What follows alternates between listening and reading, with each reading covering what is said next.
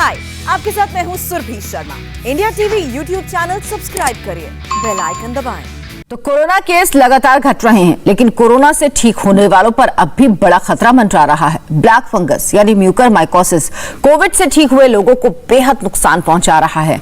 आखिर क्या है ब्लैक फंगस, कोविड मरीजों को कैसे हो जाता है ये रोग और इससे बचाव के तरीके क्या हैं, ये जानने के लिए ये रिपोर्ट देखिए।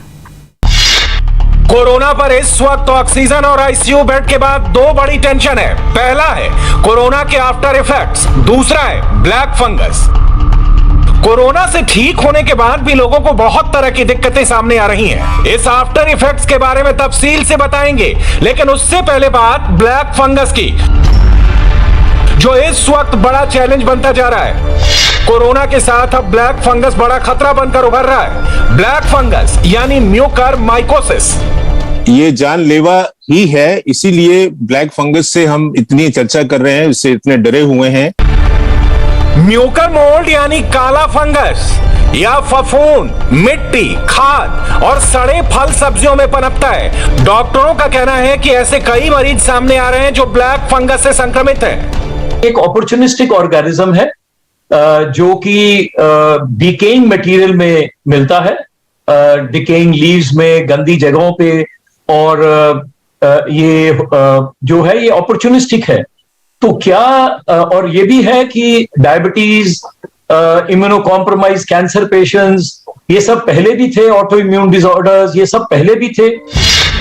ये कोरोना वायरस से ठीक हो रहे या ठीक हो चुके मरीजों को अपनी चपेट में ले रहा है। ये फंगस इंसान की नाक, बलगम में भी पाया जाता है और ये इंसान के दिमाग और फेफड़ों पर असर डालता है। सिर्फ महाराष्ट्र में अब तक ब्लैक फंगस के करीब 2000 मरीज सामने आ चुके हैं, जबकि 50 से ज्यादा की मौत हो चुकी है। के केसेस अब काफी ज्यादा देखने में आ रहे हैं। कई क्षेत्रों में काफी अधिक मात्रा में केसेस रिपोर्ट किए जा रहे हैं। सेकेंडरी इन्फेक्शन, चाहे हम बैक्टीरियल इन्फेक्शन की बात करें या फंगल इन्फेक्शन की बात करें, वो भी देखे जा रहे हैं। This is causing more morbidity and mortality. Black fungus को लेकर दो सवाल बहुत अहम है। क्या हर कोरोना मरीज को ब्लैक फंगस का खतरा है? कोरोना मरीज ब्लैक फंगस से बचने के लिए क्या करें? अस्पताल में 100 पेशेंट भर्ती है, उसमें से 1 या 2 केस मिनिमम मुझे मिलते हैं। ऐसा कोई पर्टिकुलर मैं नहीं बोल सकता, बट हाँ 100 केस में से 2 या 3 केस को मुझे अस्पताल में मिले हैं, ऐसा है।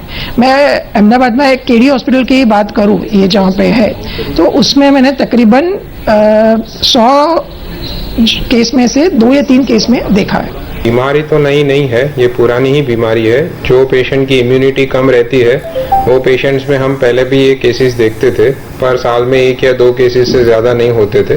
पर अभी कोरोना की वजह से और अनकंट्रोल्ड शुगर की वजह से, साथ में ऑक्सीजन वगैरह देने की वजह से पेशेंट की इम्यूनिटी काफ़ी कम रहती है। वैसे भी कोरोना में इम्यूनिटी कम हो जाती है और साथ में अनकंट्रोल्ड शुगर की वजह से ये काफ़ी बीमारी बढ़ गई है। जो हाई रिस्क पेशेंट है, जिसमें पहले से हाई ब्लड शुगर की लेवल हो और एडमिशन हो, अस्पताल में हो, स्टेरॉइड ज़्यादा चल रहे हो और कोई भी दवाई चल रही हो जिसकी वजह से उसकी इम्यूनिटी काफ़ी कम हो, हाई रिस्क पेशेंट हो, उसमें अपने को दवाई शुरू करनी बहुत ज़रूरी है।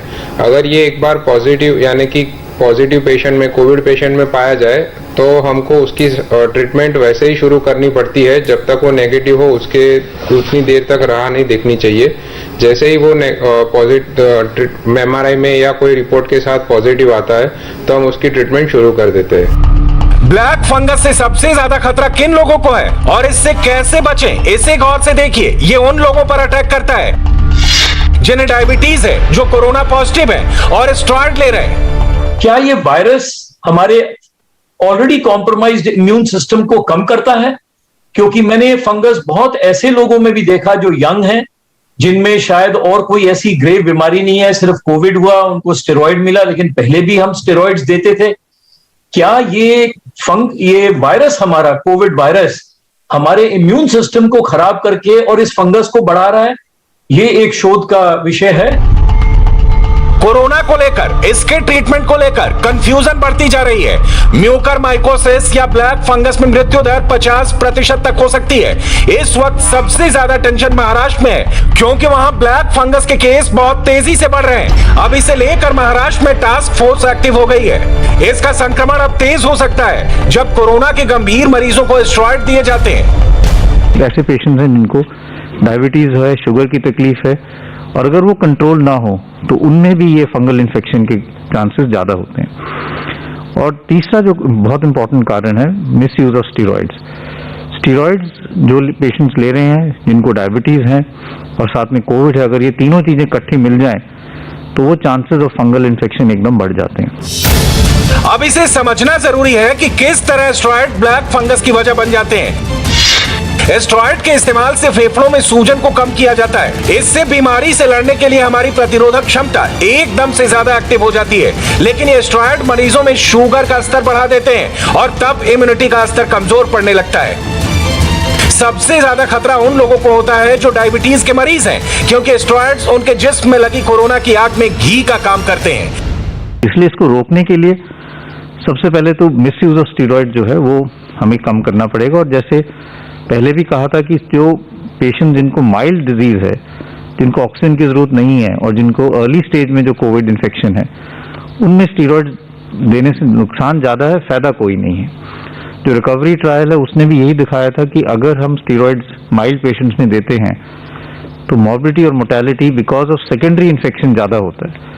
इसलिए अगर किसी को कोविड है और माइल्ड इन्फेक्शन है, बुखार है, सैचुरेशन मेंटेन्ड है, खांसी है, लेकिन और कोई ऐसे लक्षण नहीं है कि ऑक्सीजन कम हो रही है, तो स्टीरॉइड नहीं देने चाहिए, क्योंकि उससे आगे जाके फंगल इन्फेक्शन के चांसेस हो सकते हैं। कोरोना के जो मरीज ठीक हो जाते हैं उन पर ब्लैक फंगस का खतरा ठीक होने के 12 से 15 दिनों बाद मंडराने लगता है। संक्रमण ना फैले इसके लिए मरीजों की ट्रीटमेंट के दौरान आंख तक निकालनी पड़ी है। हैरान करने वाली बात यह है कि ब्लैक फंगस बुजुर्ग और नौजवानों में फर्क नहीं देख रहा और कई कम उम्र के लोग भी ब्लैक फंगस की वजह से अपनी जान खो रहे हैं। अगर हम इसको अर्ली डायग्नोसिस नहीं कर पाएंगे, शुरू में अगर हम इसको पकड़ नहीं पाएंगे और इलाज एकदम से अगर शुरू नहीं हो पाएगा तो इसकी फैटल आउटकम हो सकती है। अब यह समझना जरूरी है कि म्यूकरमाइकोसिस या कहें कि ब्लैक फंगस के लक्षण क्या हैं।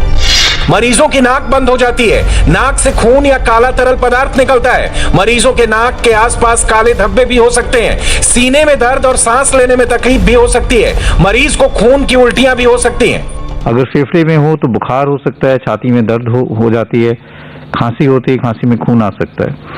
लेकिन मोस्ट इंपॉर्टेंट इशू ये है कि ये फंगल इन्फेक्शन अब ज्यादा क्यों देखा जा रहा है और उसके क्या कारण है और क्या प्रिवेंटिव एस्पेक्ट्स हम कर सकते हैं। एक तो ये है कि जो कोविड इन्फेक्शन है उसके कारण भी ये एक रिस्क फैक्टर है। कोविड इन्फेक्शन में जो हमारे हम अगर हम ब्लड काउंट्स देखें तो एक सेल लाइन जो है जिसको हम लिम्फोसाइट्स कहते हैं वो कम हो जाते हैं, लिम्फोपीनिया हो जाता है। तो उसके कारण बॉडी में जो CD4 CD8 सेल्स हैं वो कम होते हैं और उसके कारण अपॉर्चुनिस्टिक इन्फेक्शन, फंगल इन्फेक्शन के चांसेस बढ़ जाते हैं। ब्लैक फंगस से आधा चेहरा सुन्न पड़ने लगता है, चेहरे पर सूजन आ जाती है, दांतों में दर्द होता है, आंखों में सूजन आती है, दर्द होता है, पलकें भारी होती हैं, धुंधला देखने लगता है और फिर नजर आना बंद हो जाता है। ऐसी स्थिति में पेशेंट को नंबनेस भी हो सकती है, पेन भी हो सकती है और अलग अलग किस्म की टिंगलिंग सेंसेशन भी हो सकती हैं। इसके अलावा जब ये आगे फैलता है तो ये तालू में, जिसको हम पैलेट कहते हैं, उसमें चला जाता है, दांतों में जा सकता है। जो लक्षण होते हैं वो नेजल डिस्चार्ज के अलावा चेहरे के अंदर चेंजेस होना, आंखों से कम दिखना, आंखों में दर्द होना और फिर अल्टीमेटली अंत में बेहोशी की हालत हो जाना जो है इसके लक्षण है। हमारा जो नाक है वो अगर अल्कलाइन हो तो हेल्दी है, अगर एसिडिक है तो अनहेल्दी है। वहां पर ये जो ऑर्गेनिज्म है जिसका स्मूथ सरफेस है उसके हाइफी बन जाते हैं और वो हाइफी फिर अटैच कर जाते हैं म्यूकोजल सरफेस पे, ब्लड वेसल्स पे और उसको इन्फिल्ट्रेट करते हैं, थ्रोम्बोसिस करते हैं और फिर एक विशियस साइकिल शुरू होता है जो कि और डिस्ट्रक्शन करता है और इन्फिल्ट्रेशन करता है और और प्रॉब्लम करता है, फिर ये और फैलता जाता है। This is an infiltrative fungus, unlike एक और ब्लैक फंगस होता है जिसको हम एस्परजिलस कहते हैं जो कि एलर्जिक फंगस होता है। वो एलर्जिक फंगल साइनोसाइटिस करता है और वो जो है सिर्फ एक्सपेंशन कर देता है हमारे जो अंदर हड्डियां होती हैं, जो साइनस की हड्डियां होती हैं, जो बेस ऑफ स्कल होता है, आंख की जो हड्डी लमाइना पेप्रेशिया जिसको हम कहते हैं, जो आंख और नाक को हटाती है, उसको एक्सपैंड करता करता ये अंदर चले जाता है। डॉक्टरों के मुताबिक बहुत से मरीजों को इसके बारे में देर से पता चलता है और तब तक संक्रमण इतना घातक हो चुका होता है कि आंखों की रोशनी जा चुकी होती है और तब संक्रमण दिमाग तक ना पहुंचे इसके लिए लोगों की आंखें और जबड़ा तक निकालना पड़ता है। हम लोग एज ENT सर्जन्स हम लोग सदियों से ब्लैक फंगस को डील करते आए हैं। इस बार संख्या ज्यादा है क्योंकि कोरोना वायरस वाले केसेस में भी ये हो रहा है, क्योंकि उनकी भी इम्यूनिटी जो है बहुत सारे कारणों से, जो अभी मैंने बताया, कम हो रही है। तो ये जानलेवा इसलिए हो जाता है, ये हमारी जो स्कल बेस की हड्डियों के थ्रू जब दिमाग में चला जाता है, हमें जबड़ा भी निकालना पड़ता है, नाक भी निकालनी पड़ती है, आंख भी निकालनी पड़ती है जान बचाने के लिए। लेकिन जब ये ब्रेन में चला जाता है और हमारा एम्फोटेरिसिन बी जो एक उसका स्पेसिफिक एंटीडोट है, वो बहुत सारे मरीजों को दिया नहीं जा सकता क्योंकि वो बहुत स्ट्रॉन्ग नेफ्रोटॉक्सिक ड्रग है, उसको मॉनिटरिंग की जरूरत होती है और बहुत सारे मरीजों को हम दे ही नहीं पाते। तो ऐसी अवस्था में सर्जरी भी काम नहीं आती है। अगर वो दिमाग में चला जाए तो ऐसी स्थिति में ये जानलेवा हो सकता है। अब सवाल है कि अगर ब्लैक फंगस के बारे में जल्दी पता चल गया, डॉक्टरों ने इसे जल्दी ट्रैक कर लिया, तो इसका इलाज क्या है? क्या आंख बचाई जा सकती है? जान कैसे बचाई जा सकती है? ब्लैक फंगस को रोकने के लिए एंटी फंगल इंजेक्शन की जरूरत होती है। इसकी एक खुराक की कीमत 3500 रुपए है। ये इंजेक्शन 8 हफ्तों तक हर रोज देना पड़ता है और यही इंजेक्शन इस बीमारी से बचा सकता है। अगर ब्लैक फंगस दवाई से ठीक हो जाए तो सही है, नहीं तो जिस्म के उस हिस्से को काटना पड़ता है जिसे फंगस ने नुकसान पहुंचाया है, क्योंकि वो हिस्सा गैंग्रीन जैसा हो जाता है जिसके पीछे फंगस छिपा होता है और वो शरीर के अन्य हिस्सों तक पहुंचने लगता है। इसका इलाज काफी महंगा होता है और इसके लिए काफी दिनों तक अस्पताल में रहना पड़ता है। जहां जहां ये सेटल होगा, अगर आपका कोई दांत एक्सट्रैक्शन, टूथ एक्सट्रैक्शन की हिस्ट्री है, तो ये उसके अंदर चला गया, जो हमारे मैंडिबल की मैरो है उसमें चला गया। अगर ये आंख के अंदर लेमाइना पेप्रेशिया को इसने उस एरिया में, इथमॉइड्स हम कहते हैं, वहां पर था, तो ये आंखों में पहले चला गया क्योंकि वो बहुत थिन बोन होती है, उसको इरोड कर देता है। बेस ऑफ स्कल क्रिबिफॉर्म प्लेट जो हमारी आंख के और दिमाग के, जो नाक और हमारा जो जहां से ऑल्फैक्टरी रीजन होता है, सूंघने का रीजन, वहां एक बहुत थिन बोन होती है, उसको इन्फिल्ट्रेट करके दिमाग में चला जाता है। तो ये सब हमारे एरियाज हैं जहां से ये इन्फिल्ट्रेट करके इरोड करके ये अंदर निकलता जाता है। अपने ब्लड शुगर का जो कि कोरोना के दौरान स्टीरॉयड थेरेपी की वजह से प्रेसिपिटेट होती हुई देख रहे हैं हम बहुत सारे मरीजों में जिनमें शुगर की हिस्ट्री नहीं थी, लेकिन जब वो बीमार हुए और उनको स्टीरॉयड शुरू हुआ तो उनके ब्लड शुगर्स बहुत हाई पाए गए और जिसको समय लगता है ठीक होने में, तो वो अपने ब्लड शुगर को भी रेगुलरली मेंटेन करें ताकि उनका जो इम्यूनो कॉम्प्रोमाइज स्टेट है वो आगे और ना बढ़े। इसके अलावा हमें अगर स्टीरॉयड्स थेरेपी चल रही है तो उसको बंद करना होगा। अगर कोई कैंसर का मरीज है जिनको इम्यूनो सप्रेसेंट बहुत लंबे समय तक चलते हैं, उनको तो बिल्कुल ही ध्यान रखना है, उनको तो घर से बाहर भी निकलना नहीं चाहिए, अपने आप को बिल्कुल एक्सपोज नहीं करना चाहिए एनवायरनमेंट में। इसलिए ये जानना जरूरी है कि कोरोना नेगेटिव होने के बाद किन बातों का ध्यान रखें। 3 या 4 दिन में नाक से आंख में चला जाता है और आंख में एक बार विजन चला गया एक आंख में, फिर भी पेशेंट कोई ट्रीटमेंट नहीं ले रहा है या उसको ट्रीटमेंट देने में देरी हो गई तो दूसरी आंख में भी चला जाता है, दूसरी आंख की भी नजर चली जाती है और उसके बाद भी पेशेंट की ट्रीटमेंट नहीं होती तो ब्रेन तक भी पहुंच जाता है। तकरीबन 1 या मैक्सिमम 1.5 हफ्ते में ये मगज तक पहुंच सकता है। हल्की हल्की बीमारियों के लिए दवाइयाँ ज्यादा यूज मत कीजिए। अगर आपको शुगर नहीं भी है फिर भी आप कोविड के टाइम में अपना शुगर रेगुलर चेकअप करवाते रहिए। अगर आप स्टेरॉइड ले रहे हो तो कोई फिजिशियन के अंडर सुपरविजन में आप टैबलेट लीजिए, प्रॉपर डोजेज में लीजिए और जब उसको कम करना हो तब करना चाहिए। और जैसे ही आपको कोई भी साइन सिम्टम्स ऐसे नजर में आए कि जिससे प्रॉब्लम हो कि आपको आई साइट में प्रॉब्लम है, सूजन है, हेडेक है, तो तुरंत के नजदीक में ENT डॉक्टर, ऑफ्थेल्मोलॉजिस्ट या क्रिटिकल केयर स्पेशलिस्ट डॉक्टर को या इन्फेक्शन स्पेशलिस्ट के पास आप जा सकते हो। इसलिए बेहतर है कि स्टेरॉइड्स का इस्तेमाल कम से कम हो और मरीज डिस्चार्ज होने के बाद अपना शुगर लेवल की बराबर जांच करते रहे। एंटीबायोटिक्स, एंटीफंगल दवा और स्टेरॉइड का इस्तेमाल तब तक ना करें जब तक डॉक्टर ना कहे। अब एक MRI हम आजकल करा रहे हैं, गैडोलिनियम MRI, जिसमें कि उसका इन्फिल्ट्रेटिव नेचर पता लगता है। CT जो हमें कभी कभी नहीं बताता था, जो और हम सीटी आजकल अवॉइड भी कर रहे हैं, तो एमआरआई में हमें उसका इन्फिल्ट्रेटिव, जो उसका थ्रोम्बोटिक एरिया जो नेचर है थ्रोम्बोसिस करने का, वो हमें पता लग रहा है एमआरआई में क्या है। मैंने आपको पहले भी बताया, हमें यह भी एक्सक्लूड करना पड़ेगा कभी कहीं एलर्जिक, नेजल एलर्जिक फंगस तो नहीं है, एस्परजिलस वगैरह तो नहीं है। लेकिन आजकल आई थिंक जिस सिचुएशन से हम कर रहे हैं, हमें हर चीज को कड़वे घूंट से ही पीना पड़ेगा और देखना पड़ेगा, उसको एक शक की नजर से देखना पड़ेगा। अब जैसे मेरा एक पेशेंट है, उसका दांत निकाला और वो मुझे कह रहा है कि डॉक्टर साहब यहाँ पर मेरे को स्वेलिंग हो रही है, और उसको एंटीबायोटिक दिया गया, वो एंटीबायोटिक ठीक नहीं हुआ, तो मैंने उसको कहा नहीं, आप इसको दिखाएं, एमआरआई कराएं, और एक हम अगर कोशिश करेंगे छोटा सा टुकड़ा लेके जांच करें कि क्या चीज है, क्योंकि हमें एक्सटेंट ऑफ द डिजीज, वो कहां तक फैला हुआ है, ये ऊपर से नहीं पता लगेगा। ब्लैक फंगस की दिक्कत उनके साथ आ रही है जिनके लिए स्टेरॉयड इस्तेमाल किए गए, लेकिन बाकी मरीजों के साथ भी बहुत सी दिक्कतें आ रही हैं। जैसे कोरोना नेगेटिव हो गए लेकिन खांसी नहीं गई, कोरोना से ठीक हो गए लेकिन कमजोरी बहुत है। कई स्टडीज आई हैं जिसमें लोगों ने, रिसर्चर्स ने, जो पेशेंट्स कोरोना से ठीक होके घर चले गए थे, उनको कुछ हफ्तों और कुछ महीनों के बाद उनको वो चेक किया कि उनको कोई सिम्टम्स तो नहीं है, किसी भी तरह का सिम्टम, और बड़ी सरप्राइजिंग फाइंडिंग आई थी कि 50% से ज्यादा लोगों को कुछ हफ्ते बाद कोई ना कोई सिम्टम परसिस्ट कर रहा था। अब ये सिम्टम हमारे मानसिक हो सकता है, बहुत से लोगों को नेगेटिविटी, डिप्रेशन या कुछ मूड चेंजेस हो सकते हैं, कुछ चेस्ट में, गले में खराश, चेस्ट में माइल्ड खांसी परसिस्ट करना, और जो सबसे कॉमन सिम्टम जा रहा है वो है कमजोरी यानी लेथार्जी। जैसा आपने कहा, लेटे हुए हैं तो उठने का मन नहीं करता और कोई काम करने का मन नहीं करता, जोड़ों में कभी दर्द। मुझे खुद एक्चुअली 1 महीने पहले कोरोना हुआ था, और अभी भी नी के नीचे वाले पैर में रात को जब सोता हूं तो अजीब सी जलन सी,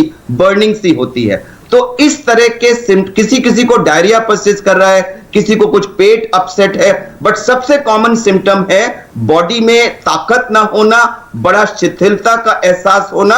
अगर आप अपना डाइट अच्छे रखें, अगर आप किसी भी तरह के एडिक्शंस को अवॉइड करें, थोड़ा बहुत एक्सरसाइजेस और व्यायाम करते रहें, और सबसे इंपॉर्टेंट पॉजिटिव थिंकिंग कि नहीं ये टेम्परेरी है, ये ठीक हो जाएगा, ये ठीक हो जाएगा, तो मोस्ट ऑफ द पेशेंट्स समय बीतने के साथ पूरी तरह ठीक होके और अपने नॉर्मल, और इसमें परिवार के सदस्यों से जो सपोर्ट मिलती है, जो ढाढ़स मिलता है, एनकरेज मिलता है, उसका बहुत अहम रोल है। जो मरीज ठीक हो चुके हैं उनसे अब भी ऐसी शिकायतें मिल रही हैं कि सांस लेने में तकलीफ हो रही है। ऐसे में सवाल है कि कोरोना से रिकवरी के बाद भी सांस लेने में तकलीफ क्यों हो रही है? कोरोना नेगेटिव होने के बाद सिर में क्यों रहता है दर्द? वीकनेस भी रहती है, खासकर एक सिम्टम बहुत प्रेवलेंट है कि जैसे ही पेशेंट बैठ के उठता है तो उसको एकदम से चक्कर आते हैं, जिसमें कि थोड़ी सी हाइपोटेंशन हो जाती है जब बैठ के मरीज उठता है। ये कुछ सिम्टम्स जो हैं ये धीरे धीरे समय के साथ जाते हैं जैसे हम बीमारी से उठते हैं। मैं ये बताना चाहूंगा, जैसे हम टाइफाइड की बीमारी, लंबी बुखार से अगर उठते हैं और कई बीमारियां जिनसे उठते हैं, तो कुछ रेजिडुअल सिम्टम्स रह जाते हैं जो कि हमारी बॉडी, क्योंकि हमारी बॉडी का कैटाबॉलिज्म बड़ा फास्ट हो जाता है, हमारा वेट भी कम होता है। ये भी बता दूं, कोरोना के अंदर हमारा वेट भी कम हो जाता है, तो धीरे धीरे करके वेट भी जो है सामान्य आता है। हमारी बॉडी के प्रोटीन ज्यादा यूज हो जाते हैं, तो हमारे को हाई प्रोटीन डाइट लेनी चाहिए। तो ये सारी जो चीजें हैं ये रिकवरी के लिए। कोरोना पर रोज नए सवाल आ रहे हैं और रोज उनके जवाब तलाशने की कोशिश हो रही है। दरअसल कोरोना मर्ज ही ऐसा है जिसके खिलाफ पूरी दुनिया जूझ रही है। फिलहाल कोरोना के खिलाफ सिर्फ एक उपाय है और वो है वैक्सीनेशन। इसलिए जल्दी से जल्दी वैक्सीन लगवाइए, यही अभी इसका मौजूदा सॉल्यूशन है। हाय, आई एम सुरभि शर्मा। खबरों से अपडेट रहने के लिए India TV YouTube channel subscribe करिए, साथ में बेल आइकन जरूर दबाएं। जुड़े रहें इंडिया टीवी के साथ।